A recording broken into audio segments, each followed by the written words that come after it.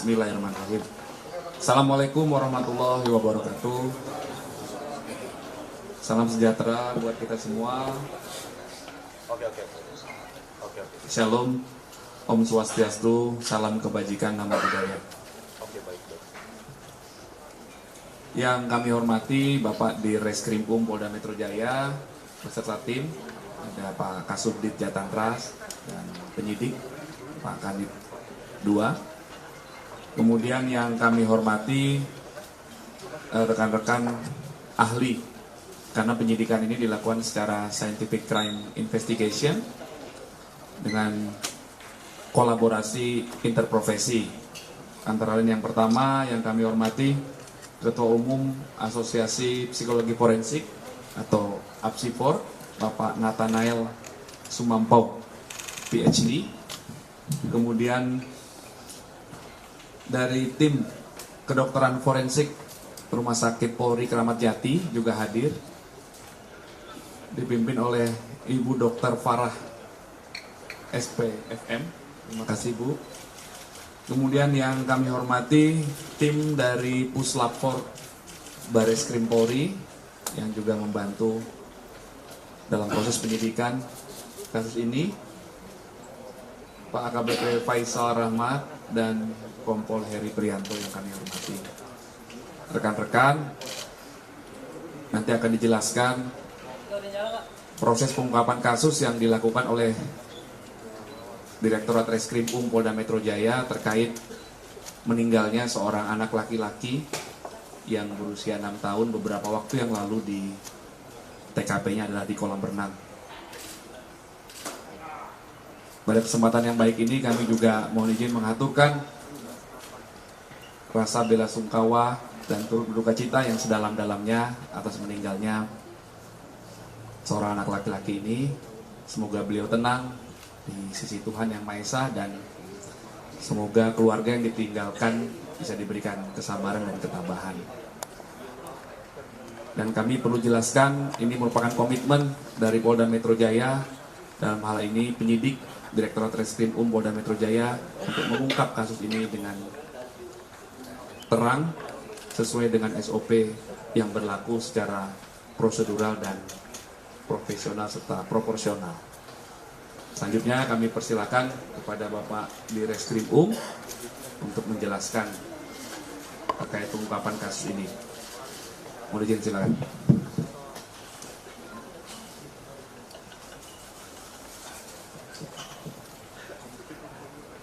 Bismillahirrahmanirrahim. Assalamualaikum warahmatullahi wabarakatuh. Selamat siang dan salam sejahtera bagi kita semua. Om Swastiastu, Namo Kebudayaan. Salam presisi. Pada kesempatan yang baik ini, izinkanlah kami dari tim penyidik Direktorat Reserse Kriminal Umum Polda Metro Jaya akan menyampaikan update terkini penanganan kasus terhadap meninggalnya korban atas nama Raden Adante Khalif Prambudityo atau RA yang terjadi pada hari Sabtu tanggal 27 Januari 2024 di kolam renang Taman Air Tirtamas Palam Indah, Pondok Kelapa, Duren Sawit, Jakarta Timur.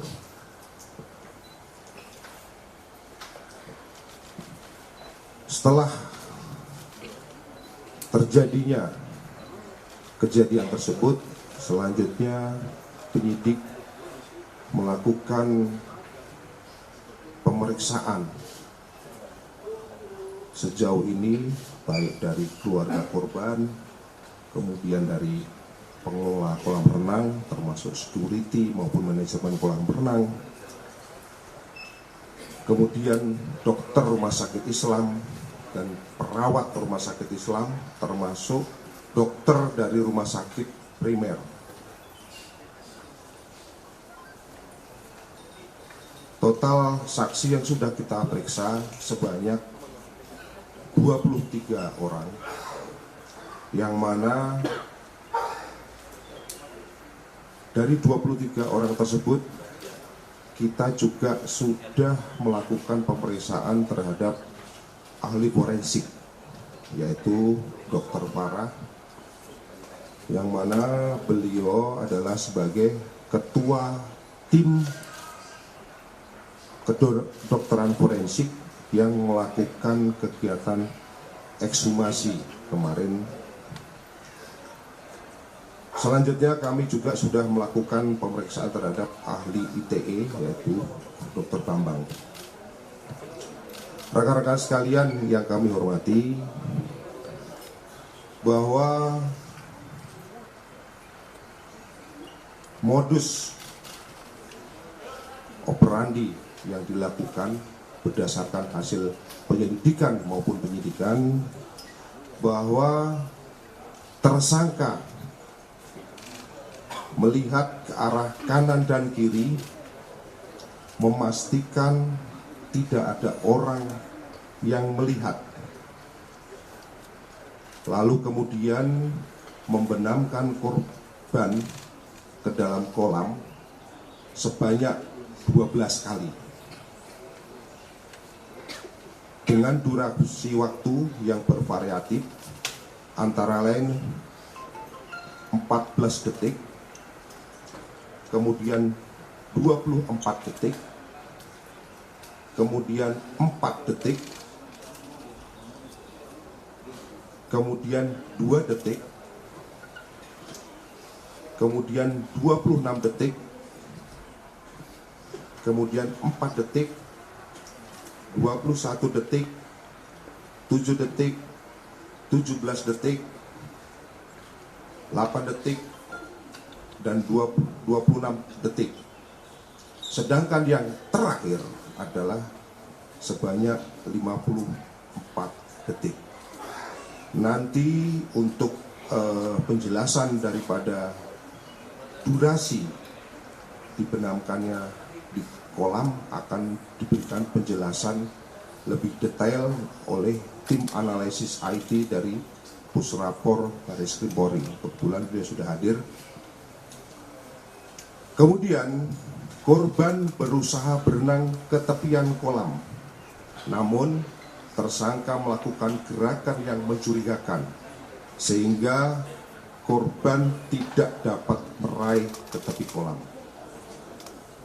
Selanjutnya tersangka mengangkat korban dan meletakkan ke tepi kolam, di mana setelah korban diberikan bantuan pertama oleh saksi-saksi di pinggir kolam renang, diketahui korban sudah tidak bernafas. Dari mulut dan hidung mengeluarkan sisa makanan dan buih. Kemudian korban dinyatakan meninggal. Dari modus operandi tersebut, fakta-fakta di dalam proses penyidikan kami sampaikan sebagai berikut, bahwa pada hari Sabtu tanggal 27 Januari 2024 sekitar pukul 11.30, saksi Tamara yang merupakan ibu kandung korban bersama dengan korban berangkat dari rumah tempat tinggal menuju ke rumah saudara YA yang beralamat di Pondok Kelapa, Jakarta Timur, dengan tujuan untuk mengantar anak korban ketemu dengan anak daripada tersangka, yaitu berinisial MMA.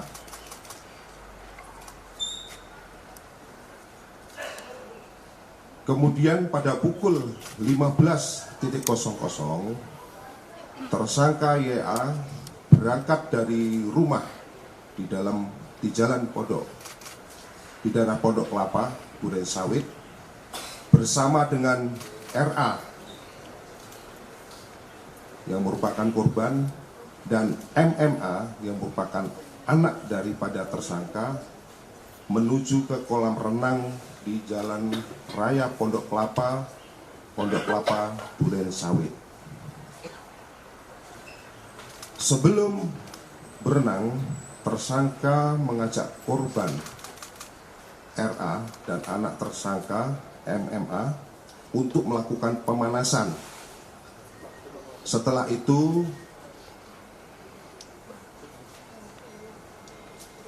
anak korban yaitu RA dan anak tersangka MMA masuk ke dalam kolam dewasa yang mana kedalamannya setinggi 130 cm atau 1,3 meter,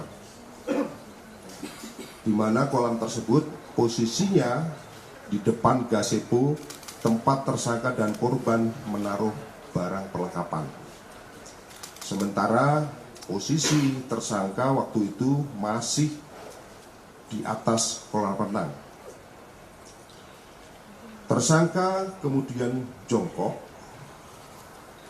dan menyuruh anak korban dan anak tersangka untuk menyelam dengan kepala anak tersangka dipegang dan dimasukkan ke dalam air.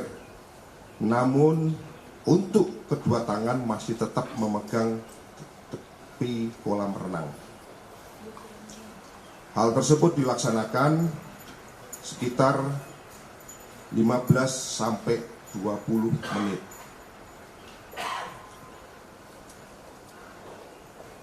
Setelah itu, tersangka dan korban dan anak tersangka pindah dari kolam anak-anak menuju ke kolam dewasa, di mana pada awalnya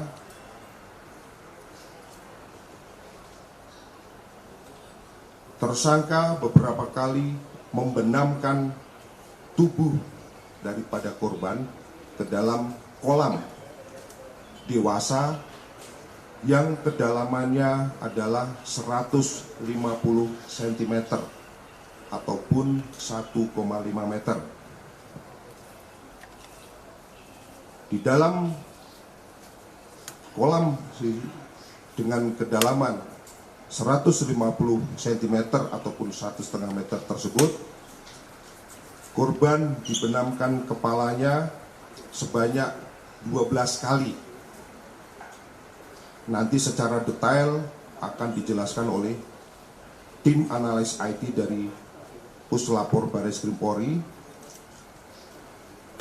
Adapun pada saat proses menenggelamkan tersebut dengan cara memegang pinggang korban dan dengan menggunakan kedua tangan daripada tersangka. Kemudian yang terakhir, setiap korban mau menggapai ke tepi kolam, tersangka berusaha menarik badan maupun kaki daripada korban agar tetap terus berenang. Dan tersangka melakukan hal tersebut kurang lebih sebanyak 4 kali. Setelah itu, anak korban ataupun RA pada saat ke pinggir tepi kolam dan pegangan di pinggiran kolam, kemudian terjadi korban sampai dengan batuk-batuk.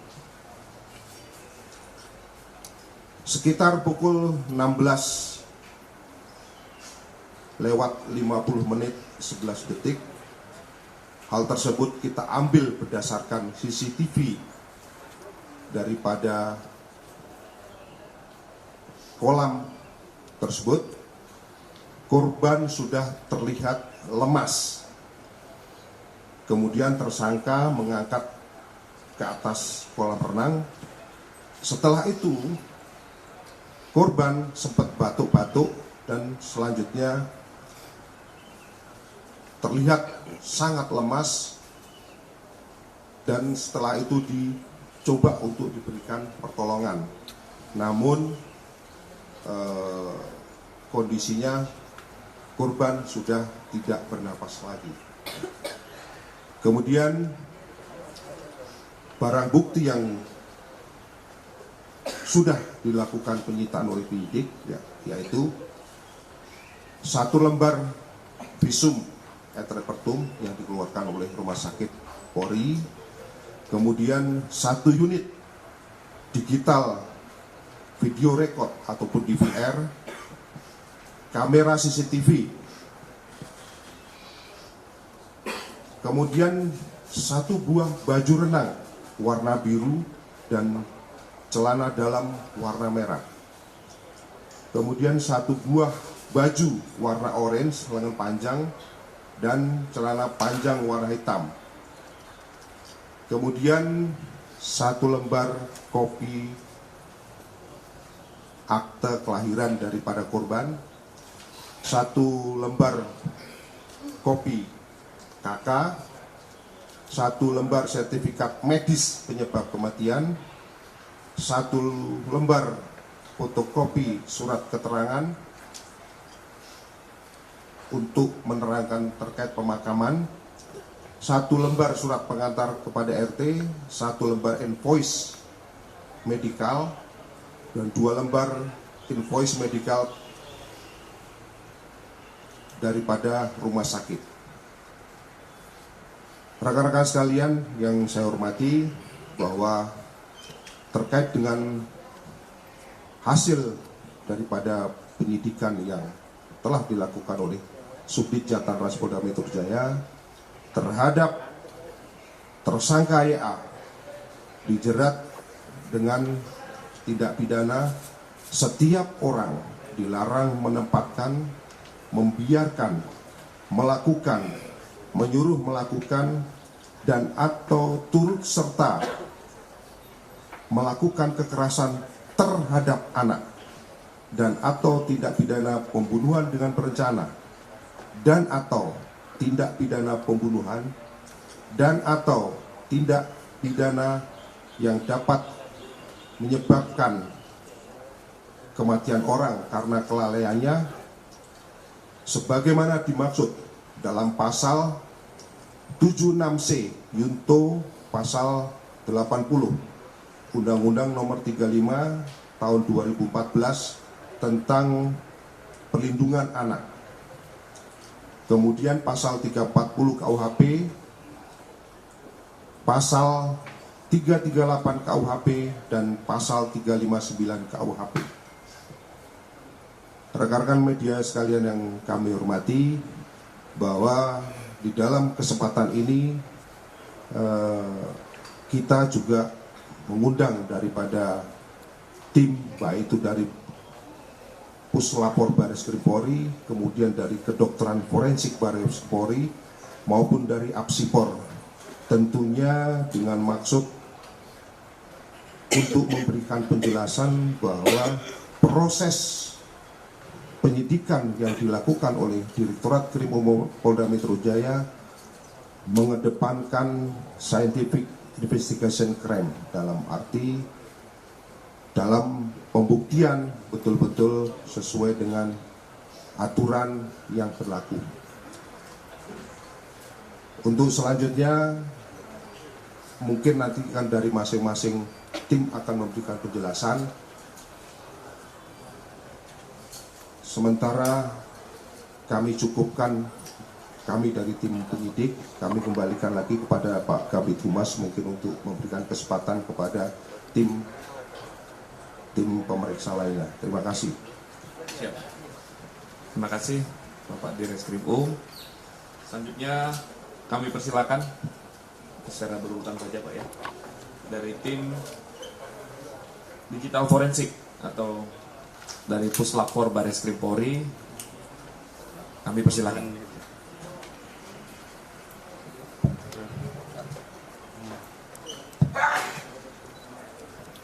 Bismillahirrahmanirrahim. Assalamualaikum warahmatullahi wabarakatuh. Yang saya hormati Bapak Direskrim Polda Metro Jaya, saya hormati Bapak Kabid Humas Polda Metro Jaya, teman-teman dari Apsifor dan kedokteran forensik setelah dari Puslapor. Atas izin Bapak Kapuslapor Baris Krim Polri, kami ingin menyampaikan beberapa hal tentang teknis pemeriksaan. Namun dalam teknisnya tidak akan kami sampaikan secara detail, karena nanti akan kami sampaikan di persidangan, di mana uji materi yang akan dilakukan sebagai ahli nanti akan kami sampaikan di persidangan, termasuk juga momen-momen yang tadi disampaikan oleh Pak Dir. Baik, untuk barang bukti elektronik yang kami terima dari penyidik Polda Metro Jaya, yaitu pada tanggal 7 Februari dari Direktorat Kriminal Umum Polda Metro Jaya, itu 1 unit DVR CCTV. Jadi artinya Digital Video Recorder atau NVR, merek Hikvision dengan model DS strip 721 6HQ HI strip K1 dengan serial number C95289607. Berdasarkan metode yang tentunya kami periksa di Puslapor adalah memang lembaga saintifik, dari sampaikan Pak Dir, bahwa kami dalam melakukan proses analisa tentunya mempunyai standar SOP dan juga berstandar dari lembaga Komite Akademi Nasional. Sehingga apa yang kami lakukan berstandar internasional, kami punya standar yaitu standar prosedur nomor 1 dan nomor 13 pada kasus ini, yaitu tentang standar prosedur pemeriksaan digital forensik, dan SOP nomor 13 tentang pemeriksaan dan analisis video forensik yang mengacu kepada peraturan Kapuslapor Baris Krim Polri, dan seterusnya nomor 1 tahun 2014 juga berstandar pada ISO 17025 dan ISO IEC 27037. Jadi semua tahapan-tahapan yang kami lakukan di laboratorium forensik kami bertanggungjawabkan secara ilmiah, karena kami lembaga yang memang mendapatkan akreditasi di tahun 2010 untuk lembaga penguji di bidang digital forensik di bawah Puslapor Baris Krim Polri.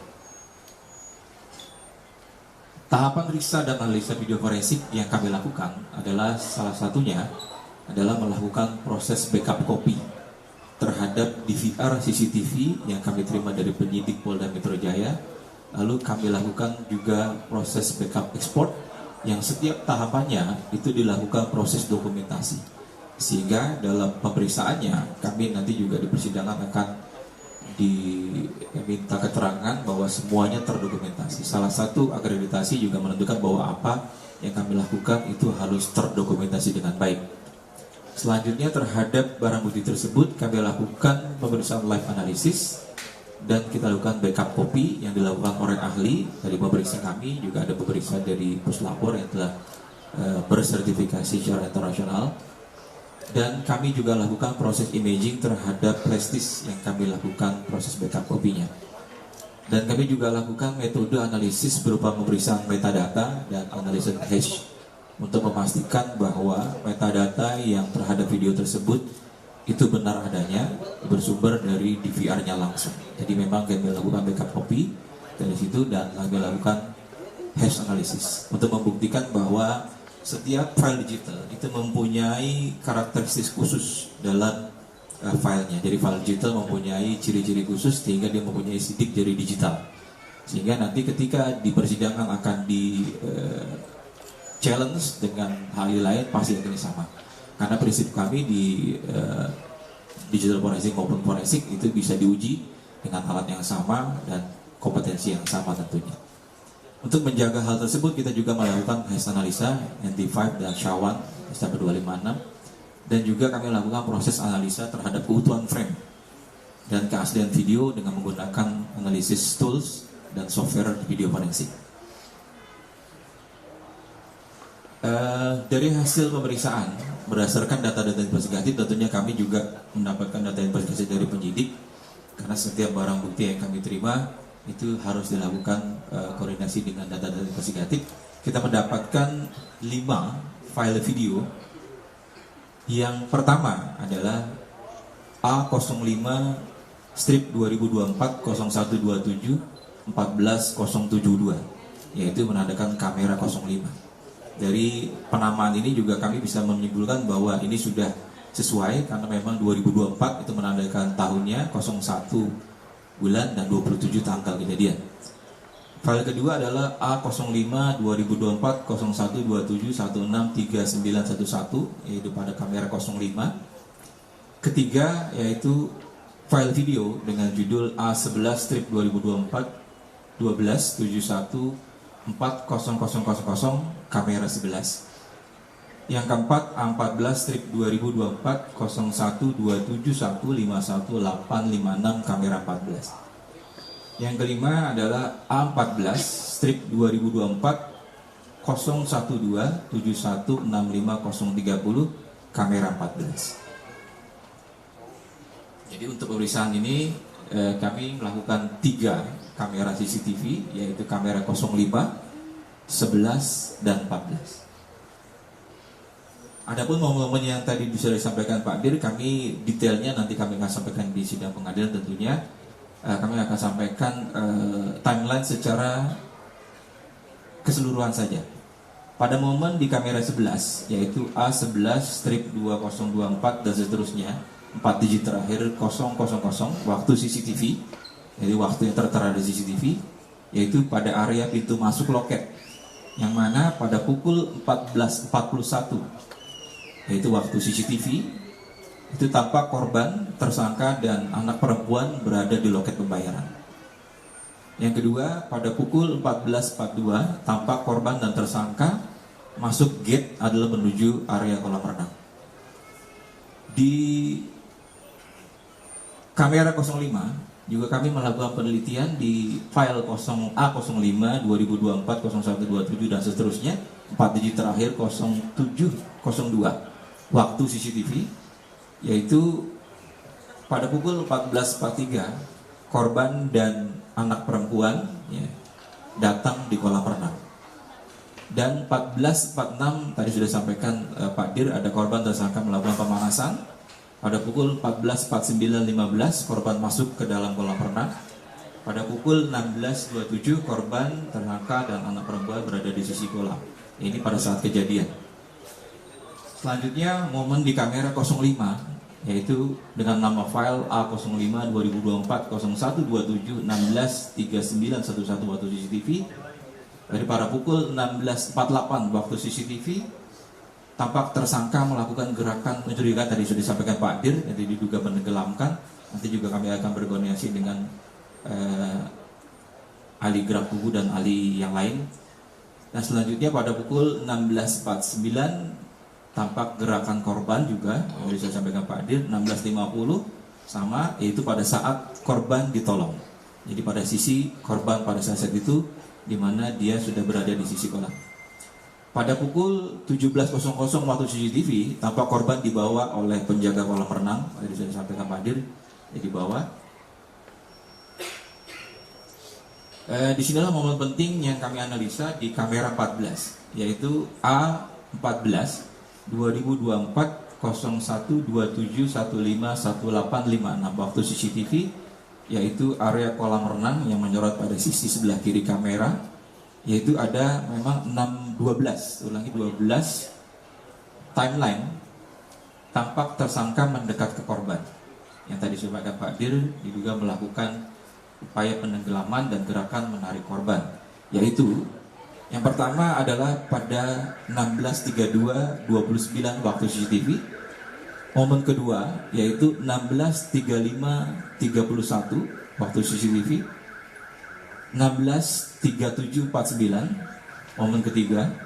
Yang keempat 16.38 37. Yang kelima 16.40 37. Yang keenam 16.41 13. Dan yang ketujuh 16.42 41, yang kedelapan 16.42 56, yang kesembilan 16.43 22, yang ke-11 10 16.44 27, ke-11 16.46 41, yang ke-12 yaitu 16.48 51. Momen penting yang tadi disampaikan Pak Dir adalah pada saat 16.48 51, berdasarkan analisis CCTV ada kurang lebih sekitar 54 detik setelah korban menggapai pada sisi di samping kolam renang. Tadi saya sampaikan, Pak Dir sudah disampaikan. Kesimpulan dari hasil BAP kami yang telah kami terbitkan, yaitu dengan nomor BAP 711 FKS 2024 yang telah kami serankan kepada penyidik Krimum Polda Metro Jaya,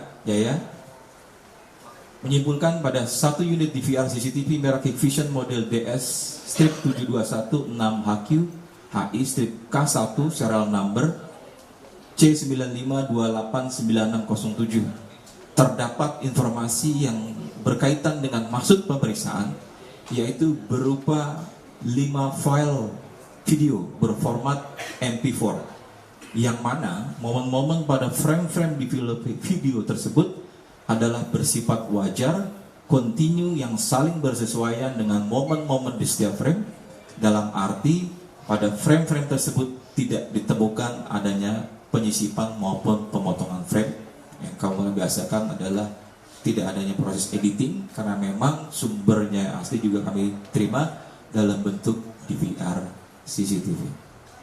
Saya rasa itu yang dapat kami sampaikan. Sekian, terima kasih. Assalamualaikum warahmatullahi wabarakatuh. Terima kasih Pak Heri. Selanjutnya berkenan AKBP Faisal dari Puslapor. Assalamualaikum warahmatullahi wabarakatuh. Selamat siang dan salam sejahtera.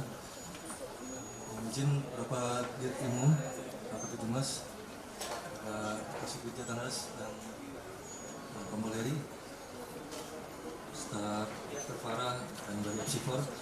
Kami akan menerangkan tentang hasil pemeriksaan barang bukti organ hati milik korban Raden Adante Khalif Pramudityo yang kami terima pada hari Rabu tanggal 7 Februari tahun 2024 sekitar jam 18.00 WIB atau jam 6 sore. Dimana kami terangkan dulu bahwa lab kami, lab toksikologi lingkungan Puslapor, sudah terkalibrasi, kemudian pemeriksaannya sudah tersertifikasi, instruksi kerjanya sudah tervalidasi, dan instrumennya sudah terkalibrasi oleh ISO 17025 tahun 2017. Jadi pemeriksaan kami adalah sangat valid dan akuntabel, bisa dipertanggungjawabkan. Nah, pemeriksaan yang kami lakukan adalah meliputi pemeriksaan alkohol, kemudian pemeriksaan arsen, kemudian pemeriksaan cyanida, pemeriksaan merkuri, pemeriksaan pestisida, dan pemeriksaan obat-obatan berbahaya dari organ hati milik korban.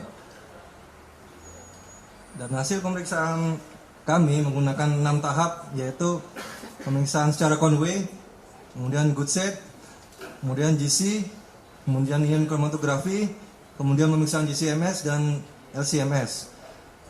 Kesimpulannya yaitu hasil pemeriksaan organ hati korban adalah negatif, tidak ditemukan senyawa berbahaya di organ korban Raden Adante Khalif Pramudityo. Demikian hasil kesimpulan pemeriksaan dari toksikologi korban, dalam hal ini organ hati milik korban. Untuk kemudian kami serahkan kembali ke Bapak Kabid Humas. Terima kasih. Assalamualaikum warahmatullahi wabarakatuh. Terima kasih. Beliau ini AKBP Faisal Rahmat. Ini dari ahli toksikologi dari Puslapor Bareskrim Polri ya rekan-rekan ya. Tadi mohon maaf tadi belum kami sebut. Terima kasih Pak Faisal. Selanjutnya berkenan dari Asosiasi Psikologi Forensik. Kedokteran dulu. Siap. Dari Dr. Farah dulu ya. Monggo silakan. Dari kedokteran forensik.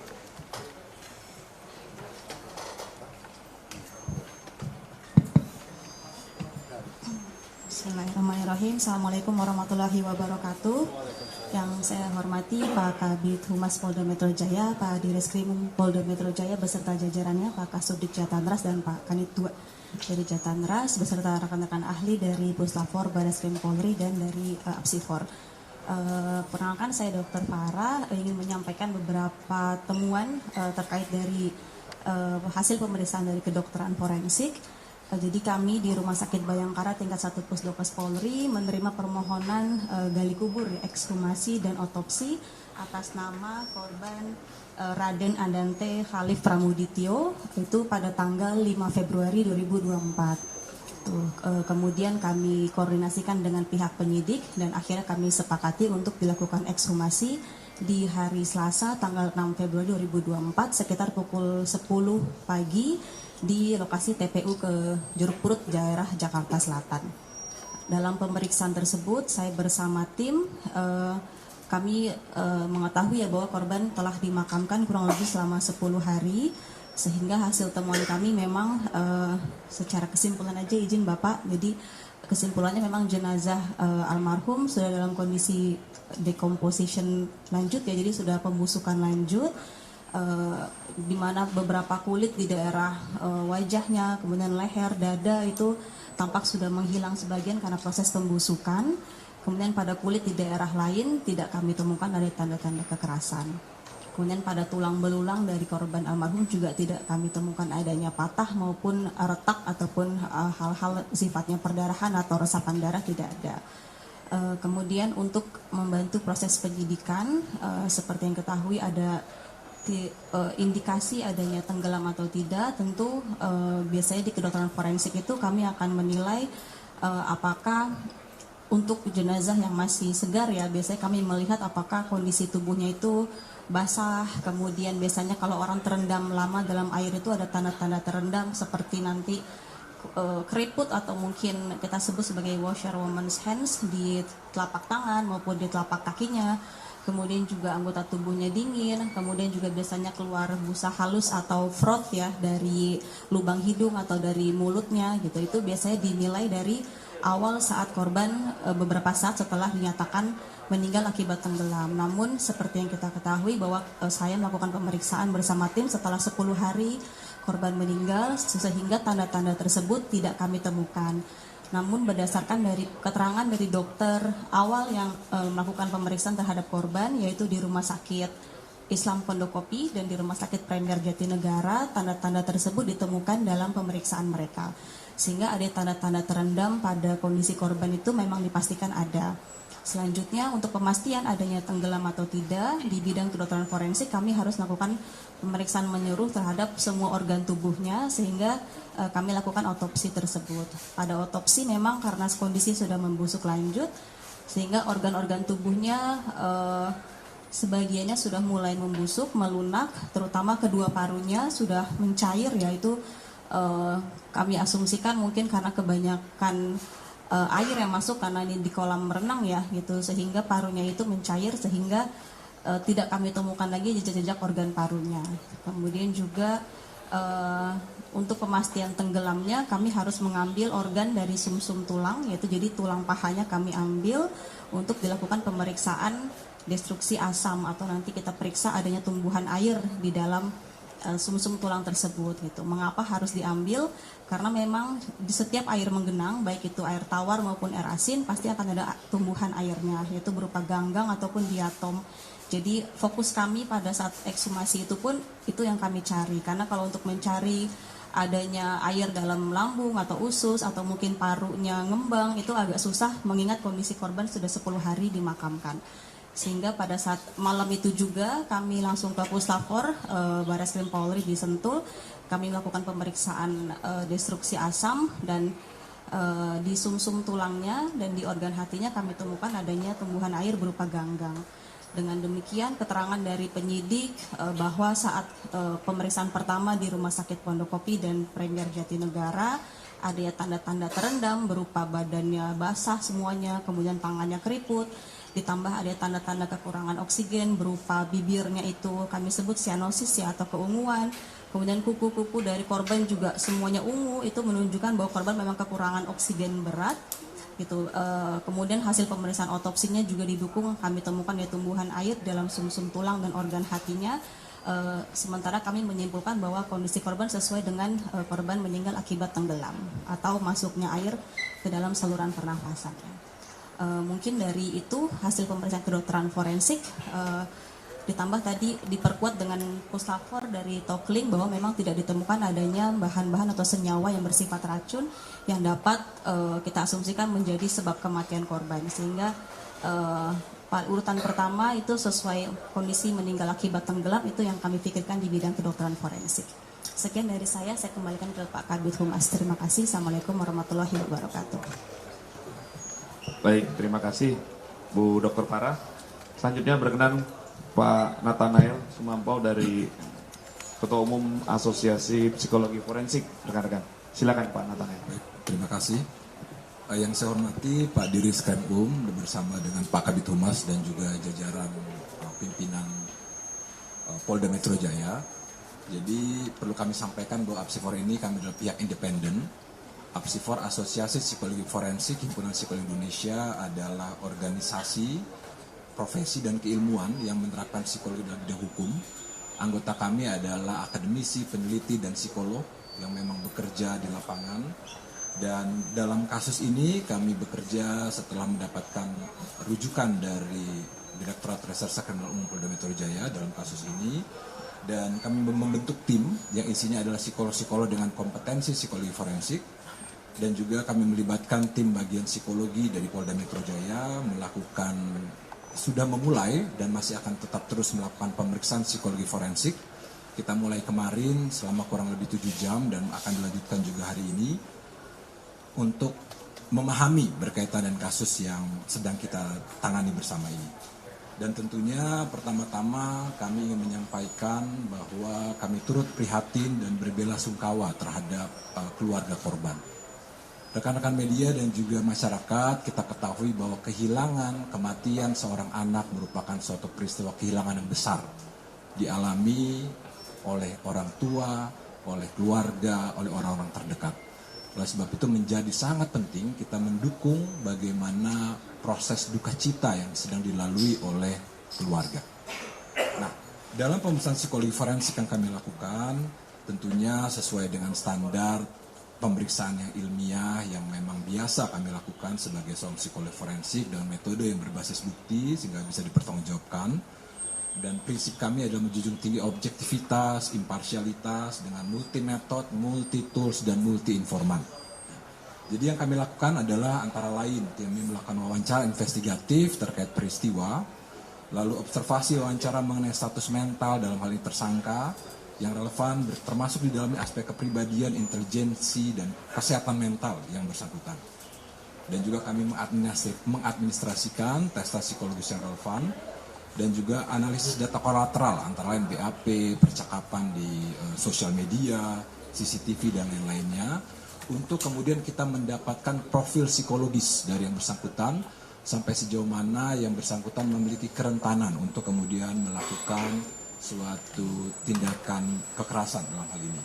Mengevaluasi kredibilitas keterangan dari tersangka, apa motifnya dan konteks relasinya dalam suatu katakanlah konteks psikososial dari tersangka.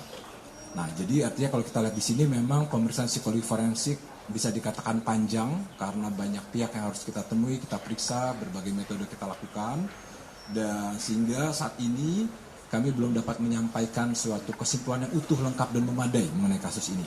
Ya.